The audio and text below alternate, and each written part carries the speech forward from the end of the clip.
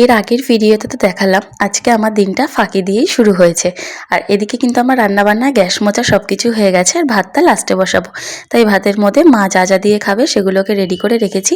আর মাসি আসবে কাজ করতে, তাই এখানে চেয়ারগুলো মুছেও কিন্তু তুলে দিয়েছে, আর এদিকে আমাদের খাবারগুলো রাখা আছে। আজকে অনেক দিন পর ছাদে আসলাম, তাই ভাবলাম যে ছাদের কিছু ফুলের ভিডিও তোমাদের সাথে শেয়ার করি। অনেক দিন কিন্তু ছাদের ফুলগুলোকে তোমাদের সাথে দেখানো হয় না। আর মা ওদিকে বসে ছাদে কাজ করছে। এই যে দেখতে পাচ্ছ, আমাদের গাছে কিন্তু প্রথম পার্পল অর্কিড ফুটেছে। এর আগে কিন্তু মাল্টি কালারের অর্কিডটা তোমরা সবাই দেখেছো।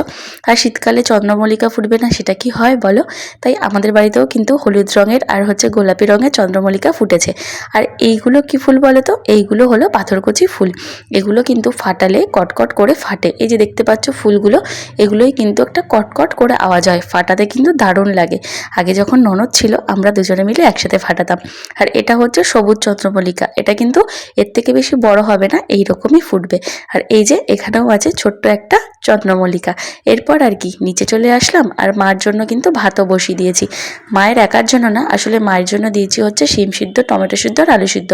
মা আজকে দুপুরবেলা এই দিয়েই ভাত খাবে। তো চলো, এখন আমি সোয়েটারটা খুলে নিচ্ছি, এরপর যাব হচ্ছে আমি স্নান করতে। আজকের মতো টাটা, দেখা হচ্ছে আবার নতুন একটা ভিডিওতে।